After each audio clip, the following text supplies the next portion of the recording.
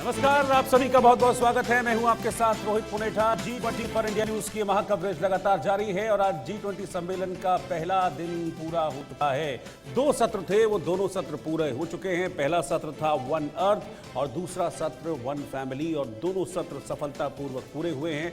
इसके बाद बाकायदा जो G20 का डिक्लेरेशन है वो भी जारी किया गया है और इस डिक्लेरेशन में जो अहम पॉइंटर्स रहे वो आतंकवाद को लेकर था कि आतंकी संगठनों को जो भी पनाह देगा उस पर हम एक्शन लेंगे, उसके खिलाफ हम एकजुट होंगे, इसके बारे में बात की गई है। इसके अलावा सीमा और संप्रभुता पर भी जोर दिया गया है और खास बात यह है कि इस डिक्लेरेशन को सभी की सहमति से ओके कर दिया गया। लेकिन इस बीच एक ब्रेकिंग न्यूज, बड़ी खबर, और बड़ी खबर यह है कि अब G20 के मेहमानों के लिए डिनर की तैयारियां पूरी हो गई है और अब से कुछ ही देर में डिनर करेंगे मेहमान। राष्ट्रपति द्रौपदी मुर्मू की तरफ से इस डिनर पार्टी का आयोजन किया गया है और इसका समय शाम 7 बजे रखा गया था, यानी कि ठीक 7 बजे ये शुरू होकर रात 9 बजे तक डिनर चलेगा। इस मेन्यू में वेज और नॉन वेज दोनों तरह की डिशेज शामिल हैं और ख़ास तौर पर जो विदेशी मेहमान हैं उनके लिए चांदी के बर्तनों में डिशेज परोसे जाएंगे, यानी कि जो पकवान हैं, व्यंजन हैं, वो चांदी के बर्तनों में परोसे जाएंगे अपने मेहमानों के लिए। गोल्ड ग्लास से पानी पिएंगे मेहमान और इसके अलावा जो मेन्यू है इस डिनर का, वो मेन्यू भी जारी किया गया है। आपको बता दें कि इस डिनर में सभी मेहमान जो G20 देशों से आए हैं वो शामिल होंगे। भारत सरकार के केंद्रीय मंत्री शामिल होंगे।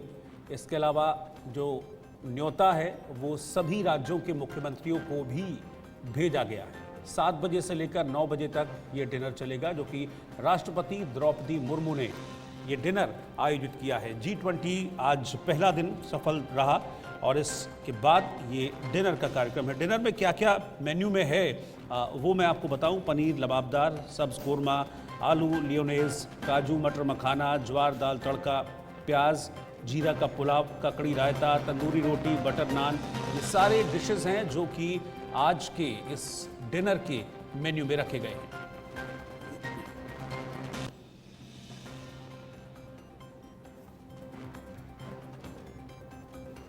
और इस वक्त जो आप तस्वीरें देख रहे हैं ये G20 की भव्यता को दर्शाती हुई तस्वीरें हैं। दरअसल इस G20 के जरिए न सिर्फ विश्व को एकजुट करने का संदेश भारत की ओर से दिया गया है, बल्कि पूरे दुनिया भर से आए जो मेहमान हैं, हमारे राष्ट्राध्यक्ष हैं, उन्हें भारत की संस्कृति से भी रूबरू कराया गया है। आप देखिए कि किस कदर बेहद खूबसूरती के साथ भारत मंडपम को सजाया गया और अब जैसे जैसे रात गहरा रही है, कैसे इस भारत मंडपम और उसका जो पूरा ऑरा है वो खुलकर निखर कर सामने आ रहा है और सभी G20 देशों के ध्वज आप देखिए किस तरह से यहाँ पर शान से लहरा रहे हैं। ये एक संदेश है कि कैसे भारत की अध्यक्षता में G20 के सभी देश और वो 9 देश जो खास तौर पर मेहमान के तौर पर इनवाइट किए गए हैं इस समिट में हिस्सा लेने के लिए, वो कैसे एक रूप होकर आगे बढ़ने पर सहमत हुए।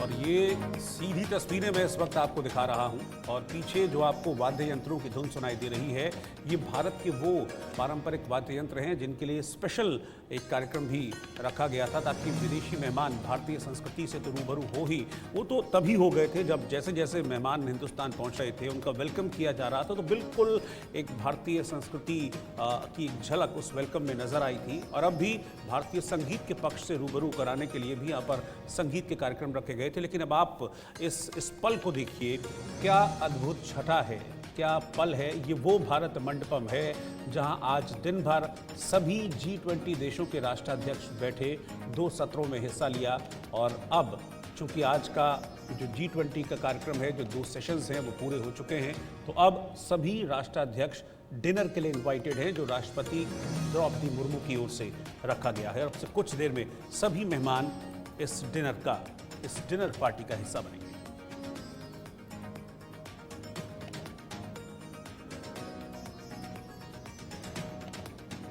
तो ये तस्वीरें हम आपको दिखा रहे हैं भारत मंडपम की तस्वीरें, किस तरह से ख़ास इंतज़ाम यहाँ पर किए गए हैं और कैसे इसकी जो खूबसूरती है वो देखते ही बन रही है। ये सीधी तस्वीरें इस वक्त मैं आपको उस भारत मंडपम की और उसके आसपास की दिखा रहा हूँ, जहाँ पर आज दिन भर ये कार्यक्रम चला है। शाम करीब 5:30 बजे तक ये समिट यहाँ पर चला। इसके बाद सभी राष्ट्राध्यक्ष अपने होटल्स गए और होटल्स के बाद अब राष्ट्रपति की ओर से डिनर आयोजित किया गया है, उसमें सभी राष्ट्राध्यक्ष पहुंचेंगे। हालांकि खबर यह है कि राष्ट्रपति द्रौपदी मुर्मू यहाँ पहुंच चुकी हैं भारत मंडपम में, जहां पर डिनर का आयोजन सभी मेहमानों के लिए किया गया। और आप खूबसूरती देखिए, किस कदर खूबसूरती के साथ सजाया गया है और रात के वक्त कैसे रंग बिरंगी रोशनी में ये पूरा भारत मंडपम और उसके आसपास का जो एरिया है वो कैसे बिल्कुल एक रात में दुल्हन की तरह सजाया हुआ है। नटराज की मूर्ति, सामने फवारा और उसके बाद रंग बिरंगी रोशनी में नहाया ये पूरा भारत मंडपम का परिसर।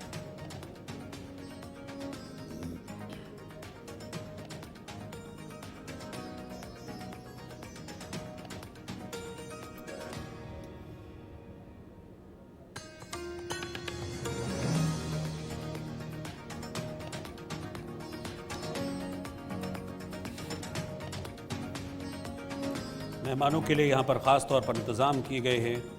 लंबी चौड़ी जो मेन्यू है वो मेहमानों के लिए है रखा गया है।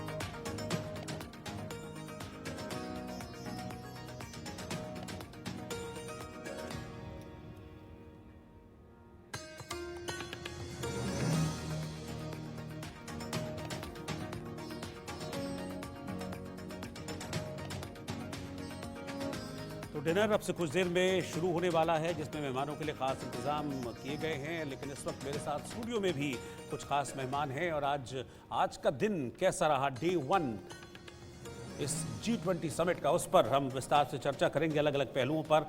मेरे साथ जो मेहमान हैं पहले मैं आपको इंट्रोड्यूस कराता हूं, फिर एक एक करके सभी मेहमानों के पास चलेंगे। सुरेंद्र लाली जी हैं मेरे साथ, इंटरनेशनल अफेयर्स के एक्सपर्ट हैं। फिलहाल ये लाइव तस्वीरें मैं आपको दिखा रहा हूँ। इस वक्त ये लाइव तस्वीरें आप देख रहे हैं, जैसा कि मैंने आपको बताया भी था कि राष्ट्रपति द्रौपदी मुर्मू यहाँ पहुँच चुकी हैं। प्रधानमंत्री नरेंद्र मोदी साथ में हैं और मुझे लगता है कि ये शायद जापान के प्रधानमंत्री साथ में हैं, जिनसे बातचीत हो रही है। यहीं पर अब से कुछ देर में डिनर का आयोजन किया गया है।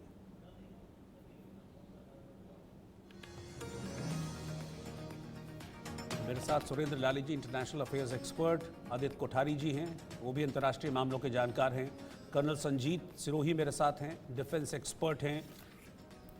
शरद कोहली जी हमारे साथ जुड़ेंगे, जो कि सीनियर इकोनॉमिस्ट हैं। और अरविंद तेजावत जी, इंटरनेशनल अफेयर्स एक्सपर्ट, वो भी इस वक्त हमारे साथ हैं। उनके पास में चलूँगा, लेकिन इस बीच जो तस्वीरें आ रही हैं, इन तस्वीरों को देखना, इन तस्वीरों के ज़रिए आप देखेंगे कैसे जो विदेशी मेहमान हैं वो भारत की संस्कृति से रूबरू हो रहे हैं। दरअसल ये जो थीम रखी गई थी, इस थीम को काफ़ी सराहा गया है। One earth, one family, one future, वसुधैव कुटुंबकम, इस थीम की काफ़ी सराहना की गई है। और आप देख भी रहे हैं, दरअसल आज होस्ट हैं प्रधानमंत्री नरेंद्र मोदी और राष्ट्रपति द्रौपदी मुर्मू, और एक मेज़बान के तौर पर जो विदेशी मेहमान यहाँ पर आ रहे हैं उनका स्वागत करते हुए इन तस्वीरों में आपको प्रधानमंत्री और राष्ट्रपति इन तस्वीरों में नज़र आ रहे हैं। और जैसा कि सुबह के वक्त हुआ था, सुबह भी हमने देखा था, एक फ़ोटो ऑप था, यानी कि फ़ोटो अपॉर्चुनिटी थी। और उस वक्त भी समिट के शुरू होने से पहले प्रधानमंत्री सभी देशों के राष्ट्राध्यक्ष से मिले थे, उनसे हाथ मिलाया, उनसे गले मिले, तस्वीरें खींची। और अब चूंकि ये डिनर का वक्त है, तो डिनर के वक्त भी राष्ट्रपति द्रौपदी मुर्मू से मिल रहे हैं सभी देशों के राष्ट्राध्यक्ष, साथ में प्रधानमंत्री नरेंद्र मोदी भी हैं। और अब से कुछ देर में यहीं पर डिनर का आयोजन होगा। फिलहाल राष्ट्रपति चूंकि देश की प्रथम महिला हैं, तो उनसे सभी मेहमानों का तारुफ कराते हुए, उनसे रूबरू कराते हुए प्रधानमंत्री मोदी को आप देख सकते हैं। और ये सभी देश G20 के, जिनके ध्वज यहाँ भारत मंडपम परिसर में लहरा रहे हैं।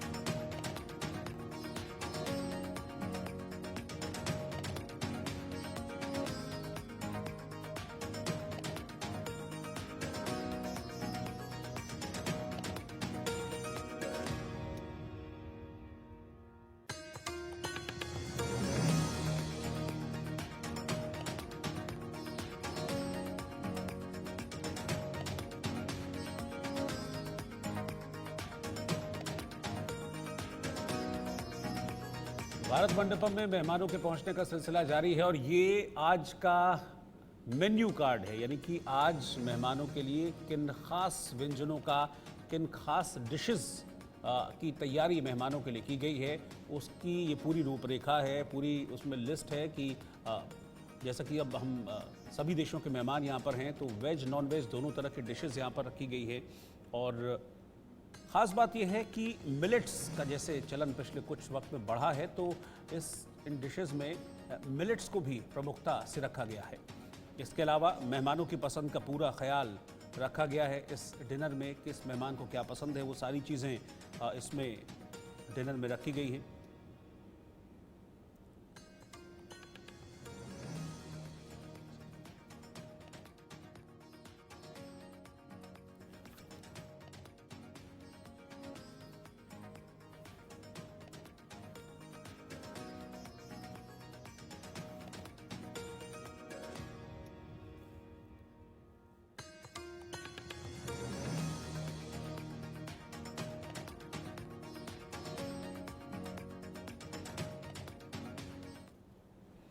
सीधा मैं अपने मेहमानों के पास चल रहा हूँ। मैं सबसे पहले अरविंद तेजावत जी, मैं आपके पास आ रहा हूँ, आपसे शुरुआत कर रहा हूँ।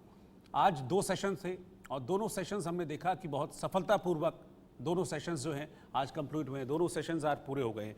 आज का अगर मैं बिग कैच अगर आपसे देखूँ तो आज की जो 2 सेशंस की मीटिंग हुई है, one earth and one family, और उसके बाद जो G20 का डिक्लेरेशन जारी किया गया है, उसको आप कैसे देखते हैं?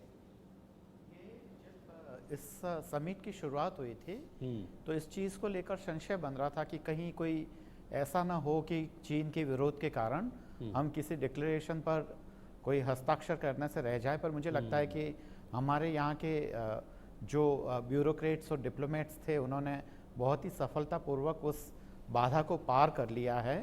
और चीन जिस तरीके से लोगों पे और जिस तरीके से संस्कृत भाषा पे और वो विरोध जता रहा था, उससे थोड़ा सा हम लोग परेशान से थे, पर एक सहमति बन गई है। दूसरा ये है कि जो रूस का सीधा सीधा विरोध न करके हमने यह कहलवा दिया है कि देखिए परमाणु हमला करना गलत है, और मुझे लगता है कि इसमें किसी को भी कोई आपत्ति नहीं होनी चाहिए। अगर हम कहते हैं किसी की हत्या करना और परमाणु हमले से जो करोड़ों करोड़ों लोग मरेंगे, उसके करोड़ों करोड़ों जो इफ़ेक्ट्स होंगे, अगर उसकी भर्त्सना कर रहे हैं तो उसमें कुछ भी गलत नहीं है। तो मुझे लगता है कि ये बहुत ही सफलतापूर्वक हमें जो करना था वो कर लिया है। तो वहाँ जो उपस्थित लोग हैं और इन सब चीज़ों से जो जुड़े हुए लोग हैं, चाहे वो एस जयशंकर साहब हो, चाहे वे अमिताभ कांत हो, निर्मला जी हो, खुद प्रधानमंत्री जी हो, वे सब लोग काफ़ी रिलैक्स महसूस कर रहे होंगे, क्योंकि उन्हें जो प्राप्त करना था वह आधे से अधिक मिल गया है। और भी बहुत सारे डिक्लेरेशन हुए हैं जो आगे आने वाले समय में 8 देशों के सहयोग से हम एक नया रास्ता खोज रहे हैं, और अब हमारा माल जो है वहाँ बिकने लगेगा। तो इससे चीन को समस्या होगी, और भारत के अकेले की बस का ये था नहीं जब तक कि उन सारे देशों का सहयोग नहीं लिया जाता, तो मैं इसे एक बहुत ही सफलतम समिट मानूंगा भारत के भविष्य के लिए। जी जी।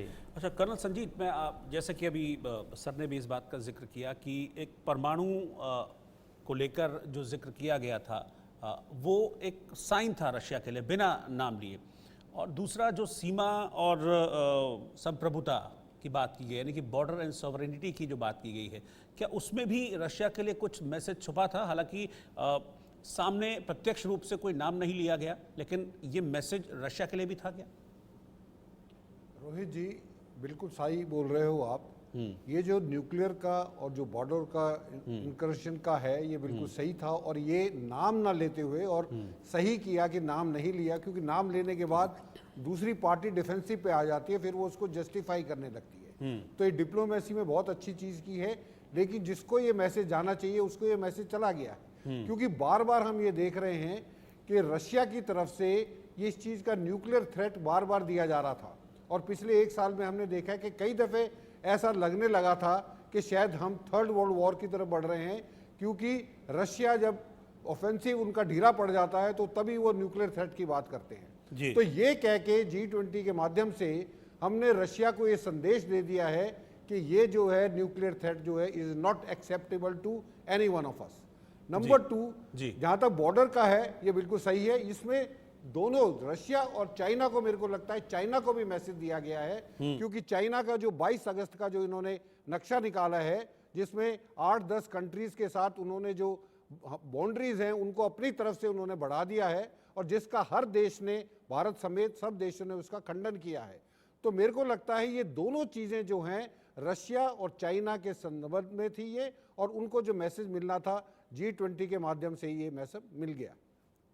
जी, आप कैसे आज इसको डिकोड करेंगे, जो ये आज पहला दिन रहा G20 का, इसको आप किस तरीके से आज पहले दिन को पूरा देखते हैं? रोहित जी, मैं तो इसे मानता हूँ कि एक बहुत ही ऐतिहासिक दिन है। डिक्लेरेशन पर तो मैं आऊँगा, उससे पहले कहूँगा जैसे तुरप का इक्का जिसको कहते हैं जी। अब उठी के ताश तो नहीं खेली जा रही थी, लेकिन इतनी तैयारी करके छुपा हुआ जो कार्ड था इकोनॉमिक कॉरिडोर का, और इसके लिए कई महीनों विचार विमर्श हुआ होगा। ऐसा नहीं मैं मानता कि पश्चिम एशिया, भारत से लेकर के, भारत के प्रधानमंत्री ने बड़े सधे हुए ढंग से उस पत्ते को खोला, और लेकिन बाइडन साहब, राष्ट्रपति बाइडन ने उसको बहुत ही ओपनली कहा कि इकोनॉमिक कॉरिडोर ऐसा बनेगा। प्रधानमंत्री ने बड़े डिप्लोमेटिकली जैसे कह सकते हैं कि देखिए जैसे जब जो चलता है वो बड़ा शांत है। हमारे प्राइम मिनिस्टर की ये सबसे बड़ी खासियत है कि वो कोई, यदि हमको पाकिस्तान में घुस करके भी आतंकवादी कैंप पर कुछ करना था तो वो ऐसे ऑपरेशन के लिए पहले कोई ये नहीं कि कह दिया कि अच्छा कल हम आकर के तुम्हारे यहाँ पिटाई करने वाले हैं। तो मुझे लगता है कि इकोनॉमिक कॉरिडोर ये चाइना को जवाब है, ये उसका आजकल जो दोस्ती वो रूस से भी कर रहा है, लेकिन सबसे बड़ा जवाब इन सब ताकतों को है।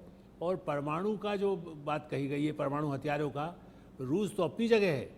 पाकिस्तान आपको याद हो तो हम तो बल्कि कहते भी हैं कि वहाँ तो आतंकवादी भी बैठे हुए हैं, उनके हाथों में उनके लिए भी आज मैसेज था कि आतंकी संगठनों को नहीं लिया, पनाह नहीं देना है, उसके लिए आपसी सहयोग बनाना है। उस पर भी मैसेज सीधा पाकिस्तान के लिए था। जी, मैं यही कह रहा हूँ कि देखिए आतंकवाद का नाम लिया, आतंकवाद का तो बार बार जिक्र आया। दुनिया का कौन मुल्क कह सकता है कि आतंकवाद हम चाहते हैं? चाइना भी नहीं कह सकता। बिल्कुल, चाइना के प्रधानमंत्री थे, आज भी एक शब्द भी चाइना के विरुद्ध कुछ नहीं कहा गया।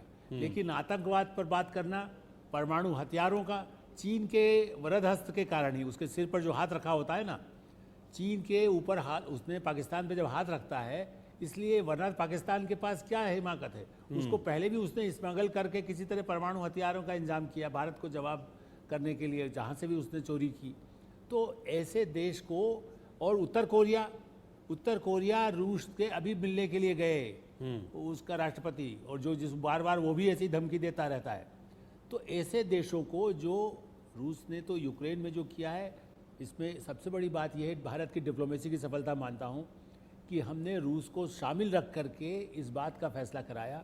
और आने वाले महीनों में मेरा ऐसा मानना है कि भारत G20 की अध्यक्षता ब्राज़ील के पास जाए, किसको जाए, UN और सिक्योरिटी काउंसिल जो काम नहीं कर सकी, भारत उसमें तरीके से ये संदेश दे दिया गया कि देखिए न परमाणु हथियार का उपयोग हो सकता है, संप्रभुता, किसी की दूसरे की भूमि पर आप हस्तक्षेप न करें, ये चीन के लिए संदेश है, चूंकि भारत की सीमा पर बार बार वो पैर रखने को होता है ना, गीदड़ है लेकिन गीदड़ आता है फिर भाग जाता है, ऊपर खाल ओढ़ लेता है।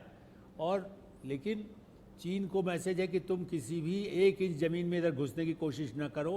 नाम चीन का नहीं लिया है, क्या कहेगा चीन, हम चीन के उसमें घुस जाएं? यदि वो बॉर्डर तो तय है नहीं जी। कल से हम भी ये कोशिश करने लगे कि ठीक है वहाँ तक हम भी जा रहे हैं, तिब्बत के हिस्से तक। तो ऐसी स्थिति में ये 3 मैसेज, आतंकवाद के खिलाफ, चीन के जो विस्तारवाद का उसका जो तरीका है, उसके जो अहंकार है, उसके जो आर्थिक नस जो वैसे भी टूट रही है, कमज़ोर हो रही है उसकी कमर, ये ठीक है कि हम अभी भी ये मानते हैं कि चीन भी व्यापार में करे, सही समान शर्तों पर करे, समान अधिकारों के साथ करे, और अफ्रीका हमारे साथ है। देखिए ये यदि कॉरिडोर जाएगा, यदि भारत से आप देखिए कि पश्चिम एशिया, मिडिल ईस्ट के रास्ते से European union, Italy, France, European union के सारे देश यदि इस साथ में शामिल है और वो अमेरिका तक पहुंच रहा है, अमेरिका से आप लातिन अमेरिका तक व्यापार कर सकते हैं, आप अफ्रीका तो आ ही जाएगा, जब यूरोप के आप फ्रांस से जाएंगे तो अफ्रीका कहीं जा सकते हैं, पश्चिम एशिया से फिर अफ्रीका जा सकते हैं। ऐसी दृष्टि से मुझे लगता है कि ये पूरे यूनाइटेड नेशंस के काम को एक अच्छे संगठन से, 20 देश पहले से थे उस इस G20 में, उसके 21 बाद हो गए। कुछ देशों को मैंने कहना चाहिए कि आपने अतिथि भी माना, और यूरोपियन यूनियन के 20 देश, तो आप मिलाइए कि 50 देश ये और 50 अफ्रीका, 100 देशों के संगठन ने आज ये संकल्प लिया है कि इन मुद्दों पर हम मिल कर के आर्थिक विकास के लिए काम करेंगे, मानव सभ्यता के लिए काम करेंगे, और कोविड जैसा जो चीन फैलाता है उससे भी मुकाबला करने के लिए मिलकर काम करेंगे। बिल्कुल। अरविंद जी के पास में चलूंगा, अरविंद जी भी हमारे साथ जुड़े हैं। अरविंद जी, एक और बड़ी बात आज हुई, वो पहले सत्र में ही हुई जब अफ्रीकन यूनियन को G20 में स्थायी रूप से शामिल कराया गया, और वो पल जो है वो बड़ा भावुक कर देने वाला था। जैसे ही इस बात का ऐलान किया गया, भारत की अध्यक्षता में इस बात का ऐलान प्रधानमंत्री मोदी ने किया आज G20 में, तो जो अध्यक्ष थे अफ्रीकन यूनियन के बड़े भावुक हो गए, वो उठकर आए अपनी जगह से और प्रधानमंत्री मोदी के बिल्कुल गले लग गए। जी बिल्कुल, वो गले लगे और उनको लेने के लिए हमारे विदेश मंत्री गए, और गले भी वो लगना एकदम औपचारिक गले लगना नहीं था। अरविंद तेजावत जी माफ कीजिएगा, ये अरविंद मोहन सर के लिए था सवाल। अरविंद मोहन जी, देखिए 2 चीजें हुई हैं दोनों सत्र में, 2 बड़ी बातें हुई। पहली बात तो यही हुई कि अफ्रीकी यूनियन को साथ लेने से G20 का चरित्र बदला है, काफी कुछ ये व्यापक हुआ है। और जो प्रधानमंत्री बार बार बोल रहे हैं कि ये परिवार बड़ा होगा और सबको सबकी चिंता दुनिया की करेगा, उस चरित्र की तरफ G20 गया है इस एक फैसले से कि अफ्रीकी देशों का प्रतिनिधित्व अगर इतनी मजबूती से यहाँ होगा और परमानेंट सदस्यता दी जा रही है, तो पहले सत्र की ये बड़ी उपलब्धि है। प्रधानमंत्री ने जो कुछ कहा, मेरे ख्याल से वो व्यवहारिक उसका रंग रूप यही देना था, ये सदस्यता। दूसरा सत्र व्यवहारिक ढंग से काफी सारी चीजों को लेके आया है, जिसमें चीन और रूस का इस प्रस्ताव पे सहमत होना, दस्तखत करना, वो मौजूद थे, ऐसा नहीं है कि वो मौजूद नहीं थे, और फिर सारी बातें जितनी व्यवहारिक वो कर दी गई। लेकिन उससे ज्यादा मैं महत्वपूर्ण मानता हूँ कि पर्यावरण के मामले में, आर्थिक सहयोग के मामले में, इन सब पे बड़े फैसले हुए। और एक बड़े फैसले की चर्चा आलोक जी कर रहे थे, और वो फैसला अभी काफी कुछ भविष्य के गर्भ में है, लेकिन वो काफी बड़ा है और दुनिया के काफी बड़े हिस्से को उससे फायदा होने वाला है। ये थोड़ी कल्पना में नहीं आता कि सारी दोस्ती है और नेट से हम एक सेकंड में यहाँ से वहाँ पहुँच जा रहे हैं, लेकिन व्यापार के लिए, आवाजाही के लिए अगर ये कॉरिडोर बनता है तो ये इसको एक दुनिया बनाने की दिशा में ये बहुत बड़ा और व्यवहारिक कदम है। इन दोनों चीज़ों के लिए मुझे लगता है कि आज का के दोनों सत्र काफ़ी महत्वपूर्ण हैं, और इतनी सफलता की उम्मीद आसानी से नहीं कोई कर सकता था। ये कहीं ना कहीं होशियारी हमारे जो प्रस्ताव के लिखने वाले हैं, क्या मुद्दे रखने हैं, किस अनुपात में रखने हैं, क्योंकि 5 बार अगर आप विदेशी जमीन पर हमला न करने की बात करते हैं, यूक्रेन का जिक्र करते हैं और रूस का नहीं करते हैं, तो ये रूस समेत किसी को समझने में दिक्कत नहीं हुई होगी कि बात कहाँ जा रही है। और उसके लिए बहुत दबाव था, यूरोप से, अमेरिका से काफी दबाव था कि हमले की निंदा की जाए। बाली प्रस्ताव में निंदा हुआ, हमने वो नहीं किया है, लेकिन हमने दोनों ओर संदेश दिया है। रूस से अपने रिश्ते कम नहीं किए, जो लीडरशिप की असली पहचान होनी चाहिए वो हमने आज हासिल की है। तो मुझे लगता है कि आज का दिन भारत के लिए काफी महत्वपूर्ण है, भारत के नेतृत्व के लिए काफी महत्वपूर्ण है और G20 के लिए भी महत्वपूर्ण है, क्योंकि उसका चरित्र बहुत तेजी से बदला है और जी। बदलने का श्रेय भारत को आ रहा है। प्रतिकृत पायने जी भी हमारे साथ हैं, अंतर्राष्ट्रीय मामलों के जानकार हैं। पायने साहब, मुझे एक चीज़ बताइए कि जिक्र हम इकोनॉमिक कॉरिडोर का कर रहे हैं, प्रधानमंत्री मोदी ने भी इसका जिक्र किया, इसको और साफ शब्दों में डिफाइन किया फिर जो बाइडेन ने। मैं एक आम जो भारतीय है वो ये समझना चाहता है कि ये इकोनॉमिक कॉरिडोर किस तरीके से लाभ पहुंचाएगा, फ़ायदा पहुंचाएगा और किस तरीके से चीन की जो बढ़ती हुई हिमाकत है या चीन का जो बढ़ता हुआ विस्तारवाद है उसको चोट पहुंचाएगा, चीन को किस तरीके से अलग थलग करेगा।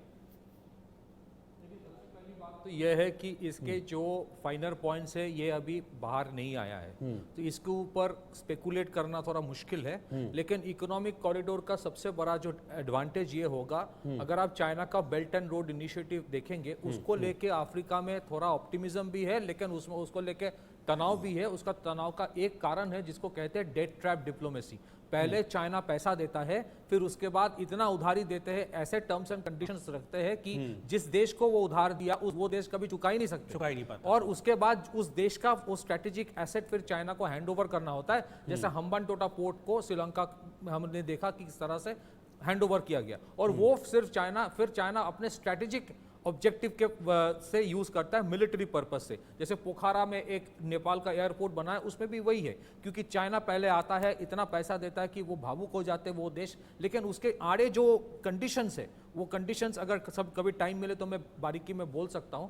तो एक वो चीज़ है। दूसरी चीज़ है, अगर ये इकोनॉमिक कॉरिडोर होता है तो ये देखना है कि उसमें फ्री ट्रेड एग्रीमेंट का कोई पोटेंशियल है कि नहीं, या फिर वो मैन्युफैक्चरिंग का क्या क्या होगा। अगर वो फ्री ट्रेड एग्रीमेंट होता है तो इसका ये भी मतलब होगा कि वहां से भी सारे गुड्स एंड सर्विसेज यहाँ पे इंडिया में आएगा। वो हमें देखना है कि कैसे वो बना हुआ है, that is a very important thing. लेकिन एक चीज़ मैं पहले कहना चाहता हूँ जो शायद बहुत लोगों को पता नहीं है, मैं खुद G20 से जुड़ा हुआ हूँ। G20 के 11 एंगेजमेंट ग्रुप है, उसमें से एक एंगेजमेंट ग्रुप है चीफ कोऑर्डिनेटर हूँ। हर एक एंगेजमेंट ग्रुप का अलग अलग ज्वाइंट डिक्लेरेशन पहले नेगोशिएशन हुआ था, उसके बाद G20 को वो सबमिट किया गया, उसके बाद G20 का पूरा नेगोशिएशन और जो हमारे सीनियर्स हैं उन लोगों ने किया है। मैं एक चीज़ ये कहना चाहता हूँ, ये पूरा जो नेगोशिएशन है ये इतना कठिन चीज़ है, मतलब एक रात के बाद रात बीत जाता है बिना सो के, बिकॉज हर एक पैराग्राफ में आपको नेगोशिएट करना पड़ता है। और ये जो G20 का कम्युनिके होता है वो कंसेंसस से होता है, वो वोटिंग से नहीं होता। अगर एक भी पैराग्राफ में एक भी देश उसमें अगर अपोज करे तो मतलब ये सहमति पहले ही बना ली जाती है। एक तो पहली चीज है, आज उसको सिर्फ बताया गया, ये सहमति पहले ही बना ली जाती है। नहीं, सहमति तो शेरपा ट्रैक जो है वो पहले बन चुका है, उसके बाद लीडर्स आके उसके ऊपर एक्सेप्ट, तो मुझे लगता है कि कल तक वो हो गया था, मतलब यस्टरडे तक। दूसरी चीज है, अफ्रीकन यूनियन को जोड़ने का मतलब क्या है? अफ्रीकन यूनियन को जोड़ने का मतलब है सेकेंड फेज ऑफ डीकोलोनाइजेशन शुरू हुआ है। हम लोग यहाँ रूस की बात कर रहे हैं, लेकिन चाइना भी जो अफ्रीकन यूनियन है उसको अपनी तरफ करना चाहता था, लेकिन ये भारत की कूटनीतिक जीत है। और सिर्फ कूटनीतिक जीत नहीं है, इसी साल मतलब पीएम ने प्रपोज किया और इसी साल इसको इंप्लीमेंट कर दिया। हमें यह देखना है कि अफ्रीका को कौन कौन लूटता है, सिर्फ चाइना नहीं है। जो देश यूक्रेन के आड़े रशिया से लड़ाई कर रहा है, हमें उनके भी बारे में बात करना चाहिए।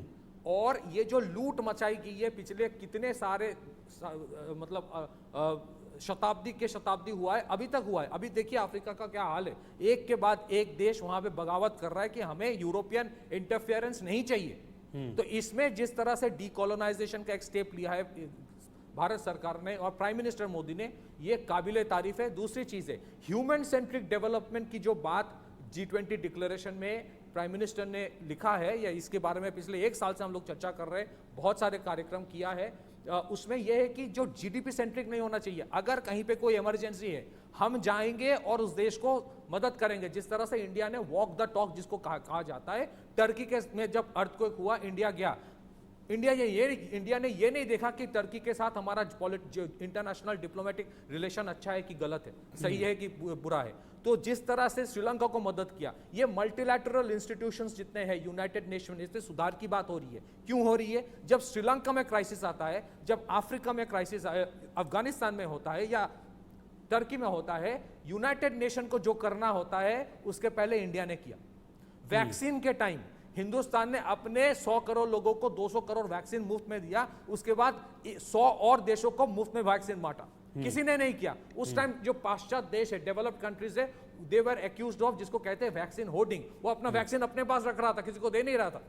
तो ये जो हम लोगों ने टेम्पलेट बनाया, चाहे वो कोविन ऐप हो, चाहे वो जनधन योजना, जैम ट्रिनिटी जिसको कहा जाता है, डायरेक्ट बेनिफिट ट्रांसफर जिसको कहा जाता है, जिससे जो सोशल डेवलपमेंट फंड की बेनिफिशियरी है उनको जो मदद मिला, जैसे stand up India, startup India, मुद्रा योजना, ये हर चीज ग्लोबल साउथ को मदद करता है। और लास्ट में मैं एक चीज कहना चाहता हूं, हम लोग रिन्यूएबल एनर्जी की बात करते हैं, क्लाइमेट फाइनेंस की बात करते हैं। प्राइम मिनिस्टर ने एक चीज कहा, रेस्पॉन्ड, रिकॉग्नाइज, रेस्पेक्ट, रिफॉर्म। इसमें इसका मतलब यह है कि छोटे छोटे देश जो होता है, सबसे ज्यादा उनके ऊपर इंपैक्ट पड़ता है जब सैंक्शंस लगाया जाता है। छोटे छोटे जो देश है, इसको अगर हम ये कहें कि कल से आप सब कुछ इलेक्ट्रिक व्हीकल कर दो, ये पॉसिबल नहीं होगा।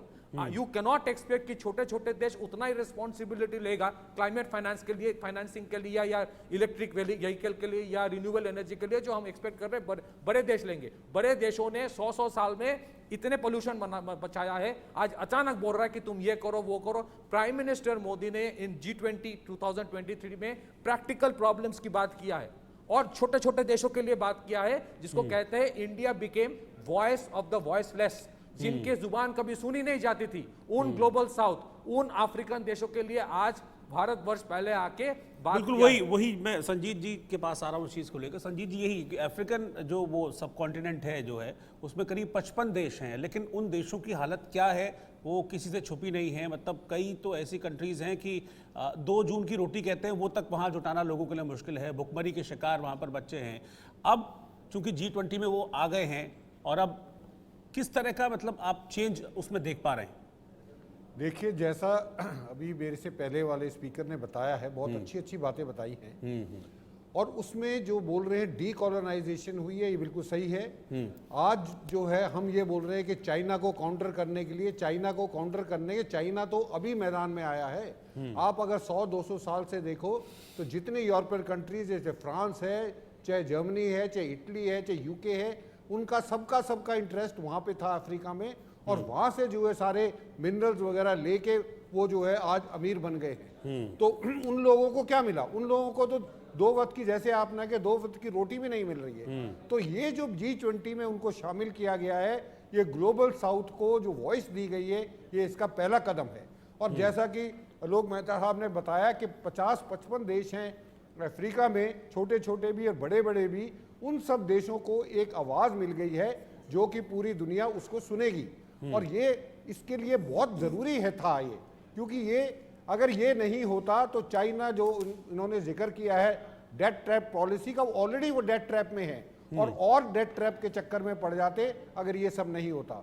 तो ये बहुत अच्छा कदम था, और मेरा ख्याल इसके लिए मोदी जी की जितनी प्रशंसा की जाए उतनी कम है। उन्होंने जो भी कदम उठाए हैं वो बिल्कुल सही कदम उठाए हैं, और ये सबके हित में है, ये हमारे देश के हित में है, ये अफ्रीकन यूनियन के हित में है, और ये यूरोपियन यूनियन के हित में भी है। आलोक सर, अब शी जिनपिंग तो आए नहीं, लेकिन चाइनीज़ प्रीमियर ज़रूर आए थे, ली कियांग। अब उन्होंने डिक्लेरेशन पर भी अपनी सहमति जाहिर कर दी है, लेकिन उसी डिक्लेरेशन में जैसा कि मैंने पहले भी इस बात को लेकर जिक्र किया था कि आतंकी संगठनों पर लगाम लगाने पर सहमति की बात रही है। लेकिन ये सब जानते हैं, ये बिल्कुल क्लियर है कि भाई पाकिस्तान के ऊपर हाथ रहता है चाइना का, और फिर आतंकवाद वहाँ पर फलता फूलता है। तो ये एक प्रेशर में आके किया गया स्टेप है, या मन से किया होगा चाइना ने इसको?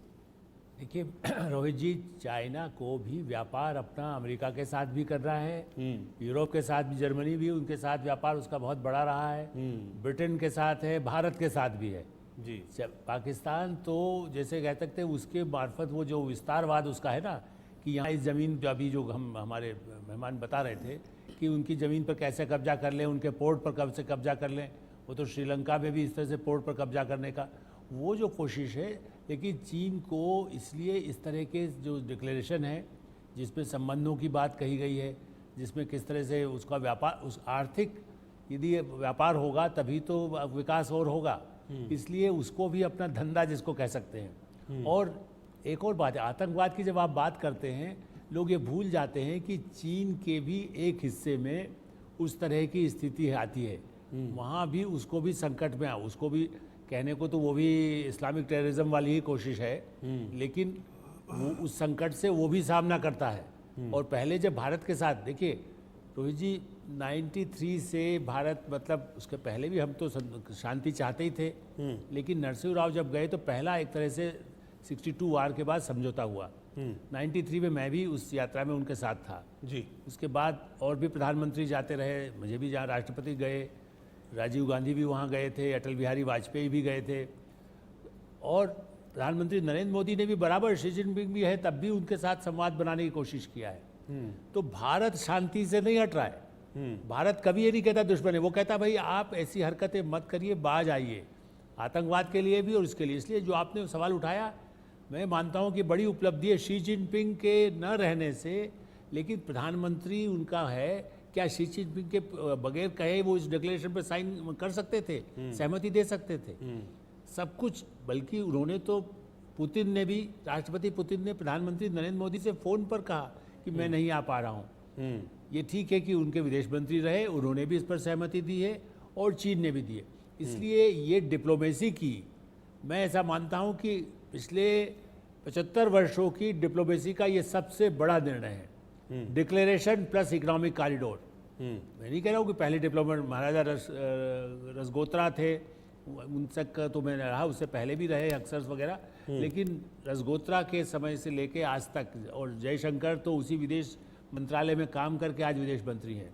प्रधानमंत्री नरेंद्र मोदी, अभी मैं कोई ट्वीट पढ़ रहा था, और बने जो ऐसे लोग हैं जो ये कहते हैं कि उनको अमेरिका कैसे पूछता, वो प्रधानमंत्री नहीं होते, उनको ये नहीं मालूम है कि 94 में अमेरिका ने बाकायदा उनको निमंत्रित दिया था विदेश मंत्रालय के सौजन्य से, संस्था है उसकी तरफ से। तो वो भी जानते थे कि प्रधानमंत्री नरेंद्र मोदी में एक पॉलिटिकल लीडरशिप की क्षमता है। वो प्रोग्राम तो यही था, लीडरशिप प्रोग्राम, उसके तहत 94 में गए थे जब वो खाली संगठन का काम करते थे। तो ऐसे देश ये जानते हैं कि कौन, नरेंद्र मोदी उस बात को जानते थे, उन्होंने ऐसी टीम को लगाया, उन्होंने उन देशों के साथ दिन रात जो संपर्क होता है, जिस जिस समिट में वो गए, यूनाइटेड नेशन में जाएं, चाहे ब्रिक्स में जाएं, चाहे आसियान में जाएं, जो फोरम का इस्तेमाल किया, द्विपक्षीय संबंधों का इस्तेमाल किया, जिसका नतीजा है कि चीन और पाकिस्तान, चीन रहते हुए भी किनारे है, पाकिस्तान को तो कोई पूछ ही नहीं रहा है। आतंकवाद के मामले पर पूरी दुनिया भारत के साथ अब आ रही है। ये अलग बात है कि अब कब उसको अकल और पूरी ठिकाने पर लगाई जाए, ये फैसला शायद प्रधानमंत्री नरेंद्र मोदी की, ये जो निर्णय लिया गया है, कल यदि आतंकवादी उससे बाज नहीं आता और भारत फिर इस तरह से कोई ऐसा स्ट्राइक करता है तो सारी दुनिया कुछ नहीं बोलेगी, पिछली बार भी कुछ नहीं बोली थी।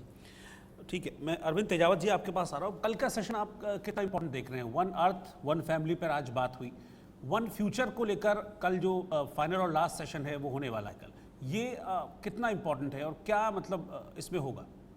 ये बहुत ही महत्वपूर्ण होने जा रहा है, क्योंकि फ्यूचर, दरअसल अगर आर्थिक फ्यूचर की बात करें तो इसमें बहुत सारे मसले आएंगे। अभी दरअसल आप पश्चिम की मजबूरी को समझिए, वहाँ पे जो भी उपभोग का सामान है वो सारा चीन से आ रहा है। अगर वो एकदम ऐसा नहीं हो सकता कि अचानक से वो सब कुछ वहाँ से खरीदना बंद कर दें और चीन को एक तरीके से पनिशमेंट दें, और चीन भी पश्चिम की इस मजबूरी को समझ रहा है कि अगर हमने सामान देना बंद कर दिया तो वहाँ तो बहुत ही ख़राब हालत हो जाएंगे और महंगाई आ जाएगी। दूसरी बात यह है कि ये जो हम पूरा जो बना रहे हैं ट्रैक, वहाँ तक जो पूरा जो इकोनॉमिक जो बना रहे हैं रोड, वो उससे क्या होगा कि जो हमारी जो कॉस्ट हैं वो बहुत ही कम हो जाएगी प्रोडक्शन की। तो प्रोडक्शन की कॉस्ट कम होने से ये होगा कि हमारा सामान सस्ता हो जाएगा और वह चीन के माल के सामने कहीं ना कहीं टिक पाएगा, और चीन के माल के सामने टिकने के कारण जो आर्थिक फ़ायदा होता है वो होगा। एक दूसरा, हमारे यहाँ के नीति नियंताओं को ये चीज़ समझनी होगी कि चीन के साथ व्यापार या संबंध में हमें घाटा है, किसी भी तरीके से कोई फ़ायदा नहीं है कि वो घाटे का व्यापार है, जबकि यही अगर हम पश्चिम के साथ करते हैं तो वह फ़ायदे का सौदा होगा। एक जो फ्यूचर को लेकर जो है, खासकर ये जिस एनर्जी जिस को जिस, लेकर है। जिस मजबूरी की आप अमेरिका की मजबूरी की बात कर रहे हैं, क्या ऐसी कुछ भारत की भी मजबूरी है कि चीन से व्यापार भारत का जरूरी है? हालांकि पिछले अगर मैं 2022-23 के मुकाबले बात करूं तो व्यापार कुछ घटा है चीन से जरूर, हालांकि बहुत ज्यादा नहीं, लेकिन 1.5% के आसपास तो घटा ही है। अब वो जितना घटा है वो बहुत कम है, पर मुझे लगता है कि यहाँ एक निर्णय लेने की जरूरत है और देश के लोगों को तैयार करना होगा। पहले हमें एक आदर्शवादी तौर पे हमें ये जरूर तैयार किया गया कि चीनी सामान ना खरीदें, वो ना खरीदें, पर एक तरफ हम लोग ये मना कर रहे हैं, दूसरी तरफ वो उन्हीं जो चीनी कंपनियां हैं वो लेकिन फंड ये कर तब रही तक है। पॉसिबल नहीं है ना जब तक कुछ विकल्प हमको नहीं होगा, नहीं क्योंकि मिलता बहुत है, सारी तब तक चीजें, संभव चाहे नहीं मोबाइल है। की एक्सेसरीज आप देख लीजिए, पर मैं अंतिम इलेक्ट्रॉनिक क्या सामानों बात- की एक्सेसरीज देख लीजिए, इन सब में चीन अंदर तक घुसा हुआ है। बिल्कुल, पर अंतिम बात मैं ये कहना चाहता हूँ कि दरअसल जो कुछ भी हो हमें एक तरीके से हमें वो दिखाना पड़ेगा, हमारी मजबूती दिखानी पड़ेगी और कभी ना कभी हमें ये कदम उठाना पड़ेगा, क्योंकि आगे आने वाला भविष्य ये संकेत दे रहा है कि अगर चीज़ें, मैं चाहता हूं कि ऐसा ना हो, पर होने यही जा रहा है कि चीन और भारत दरअसल धीरे धीरे एक दूसरे के सामने आ रहे हैं, क्योंकि दोनों के हित एक ही से जुड़ नहीं पा रहे हैं। और ऐसी स्थिति में हालांकि ये बहुत अच्छा होता कि चीन और भारत दोनों ही एशियाई देश मिलके एक साथ में विकास एक मॉडल तैयार करते, जिसकी शुरुआत में कोशिश भी हुई थी, पर बाद में चीन की तरफ से बहुत सारे बखेड़े खड़े किए गए, सीमा विवाद फालतू का घसीटा गया, जिसका कोई फायदा नहीं है न चीन को न भारत को। और कुल मिला के माहौल ऐसा बन रहा है धीरे धीरे कि दोनों के हित कभी भी साझा नहीं हो सकते हैं। ऐसे में भारत को तैयार रहना होगा और देश की जनता को इस चीज के लिए तैयार करना होगा कि चीन पे जितनी निर्भरता है वो कम की जाए। बिल्कुल, आपने हितों की बात की है तो मैं इसी पर एक रिएक्शन अरविंद मोहन जी से लूंगा, फिर उसके बाद क्योंकि मुझे ब्रेक लेना है। अरविंद जी, हितों की बात हो रही है भारत और चीन के बीच, लेकिन हित की अगर मैं बात करूं तो अमेरिका को भी, अमेरिका जो भारत को उतना प्रिविलेज दे रहा है उसको भी हित इसी में दिख रहा है कि अभी भारत के साथ जाने में ही मेरा हित है, इसलिए अमेरिका खूब प्रिविलेज अब दे रहा है। नहीं तो 2000 में जब बिल क्लिंटन राष्ट्रपति थे अमेरिका के, तब वो WTO में चाइना को शामिल करने की पैरवी करके उन्होंने शामिल भी करा लिया था, लेकिन अब स्थितियां पूरी तरह से बदल गई हैं। देखिए, भारत को कई और चीज़ों पे ध्यान देना होगा और मेरे ख्याल कल का सेशन इम्पोर्टेंट होगा और इन चीज़ों पे जरूर चर्चा हुई होगी और फैसले होंगे। कुछ चीज़ें बहुत साफ हैं। खेती का काम हमारे यहाँ काफ़ी महत्वपूर्ण हुआ है और हम देखने लगे हैं कि हमारे अनाज से दुनिया का बाजार ऊपर नीचे होता है और हम अब एक्सपोर्ट करने की स्थिति में। इंडस्ट्रियल सामान जो है उसमें भी हम होड़ कर रहे हैं और चीन के बाद अगर अभी कोई ठिकाना बन सकता है दुनिया के लिए तो वो भारत है, ये सारी दुनिया मानने लगी। लेकिन जो सबसे हमारे लिए गुंजाइश है वो सर्विसेज सेक्टर में है। तो सर्विसेज सेक्टर में IT वगैरह में तो हमने अपने पोटेंशियल से काफ़ी चीज़ें हासिल की। फाइनेंशियल सर्विसेज के मामले में अभी हम काफ़ी पीछे हैं। नए तरह की जो सर्विसेज दुनिया में, मैनेजमेंट, कंसल्टेंसी, इन सब की चीज़ें जो चल रही हैं उनमें अभी हमारी तैयारी या हमारा बाजार अभी नहीं बना है। मुझे लग रहा है कि कल के जो प्रस्ताव आएंगे उनमें डायरेक्शन बदलेगा और इन चीज़ों के सहयोग को, इन चीज़ों के मामले में भारत को आगे करने की रणनीति के तहत फैसले होंगे। ठीक। और अगर GDP को बढ़ाना है बहुत तेजी से, जिसका जिक्र बार बार अपने यहाँ प्रधानमंत्री कर रहे हैं पिछले काफी समय से, तो यही इलाके हैं जिनमें भारत की क्षमता काफी है और भारत के लिए पोटेंशियल काफी है। और पश्चिम अमेरिका, इन सब लोगों की एक तरह की निर्भरता जो चीन पे है वो हम प्रोडक्शन में शिफ्ट कर लें, इंडस्ट्रियल प्रोडक्शन में और कंज्यूमर गुड्स में, वो तो बहुत पास की चीज लगती है, वो बहुत दूर की चीज नहीं लगती है। ठीक है सर, एक छोटा सा रिएक्शन मैं प्रतिकृत जी से लूँ, फिर उसके बाद में ब्रेक ले रहा हूँ। प्रतिकृत जी, मुझे ये बताइए कि आप किस तरीके से कल का जो सेशन है वन फ्यूचर उसको देख रहे हैं? देखिए, पहले तो चीज़ है कि मैं ये कहना चाहता हूँ कि अभी डिक्लेरेशन आ गया है तो अनऑफिशियली, मैं ऑफिशियल कोई स्टेटमेंट नहीं दे सकता, अनऑफिशियली मैं पर्सनल एक व्यू देता हूँ इस चीज़ के ऊपर कि हमें इमोशनली ना सोच के प्रैक्टिकली थोड़ा सोचना पड़ेगा, क्योंकि जिस तरह से G20 इंपॉर्टेंट है, इंडिया के लिए ब्रिक्स भी इंपॉर्टेंट है। और हम लोग जब चाइना की बात करते हैं, एक डी-डॉलराइजेशन का पूरा एक मुहिम चल रहा है दुनिया भर में, आप देखेंगे यूरोप रिसेशन में है, तो ऐसा नहीं कि हम पूरा डिस्काउंट कर सकते हैं चाइना को। दूसरी चीज है, चाइना के ऊपर कल का जो होगा उसमें सबसे बड़ी इंपॉर्टेंट चीज है एक डेट रिस्ट्रक्चरिंग की जो बात आती है, कर्जा। जितने बड़े बड़े मल्टीलैटरल जो डेवलपमेंटल बैंक्स है वो जिस इंटरेस्ट रेट में कर्जा देता है और जिस तरह से कर्जे में डूबे गए हैं सारे देश। दूसरी चीज है, कर्जा मिलता भी नहीं है पहले, इसी वजह से तो ये लोग चाइना के पास जा रहे थे। चाइना से पैसा क्यों ले रहा है अफ्रीकन देश? क्योंकि मल्टीलैटरल इंस्टीट्यूशंस पैसे नहीं देते हैं, और वहां पे कैसे पैसा नहीं देता है? अगर उनके हाँ में हाँ नाम आ जाए पश्चिमी देशों के, आपके ऊपर सैंक्शन लगा देगा। ये जो सैंक्शन का कल्चर है, इसके ऊपर भी मुझे लगता है कि बात होगी कि सैंक्शन का कल्चर बंद होना चाहिए। अगर आप यूरोप के साथ नहीं है, यूएस के साथ नहीं है, तो आपके ऊपर सैंक्शन लगाया जाएगा। ये culture this has to end. तीसरी चीज है, चाइना से हम लोग जो सामान लेते हैं उसके ऊपर 3 साल से काम चल रहा है प्रोडक्शन लिंक्ड इंसेंटिव का जो स्कीम है भारत गवर्नमेंट ऑफ इंडिया का, जिसमें इंडस्ट्री का share in the whole GDP आ जाता है। कंपोनेंट के ऊपर बहुत सारे काम हो रहा है, उसमें मुझे लगता है कि अभी 5-6 साल लगेगा। इसके पहले पूरा चाइना के ऊपर डिपेंडेंस कम करना पॉसिबल नहीं होगा।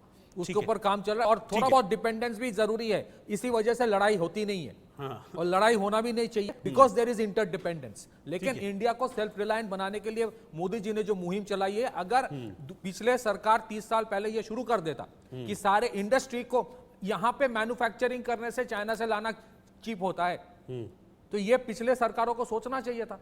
ठीक है, अभी जो काम चल रहा है ठीक उसमें है, 2-3 साल लगे। सभी आप बने रहिए साथ में। एक छोटा सा ब्रेक यहाँ पर लेना है। इस डिस्कशन को हम आगे भी जारी रखेंगे, क्योंकि आज का जो सेशन है वो आज का सेशन पूरा हो चुका है, दोनों सेशन कंप्लीट हो चुके हैं। अब भोज चल रहा है। राष्ट्रपति द्रौपदी मुर्मू ने भोज का आयोजन किया है सभी जो मेहमान हैं उनके लिए। और कल एक बहुत इंपॉर्टेंट सेशन है जिसमें वन फ्यूचर पर डिस्कशन होगा।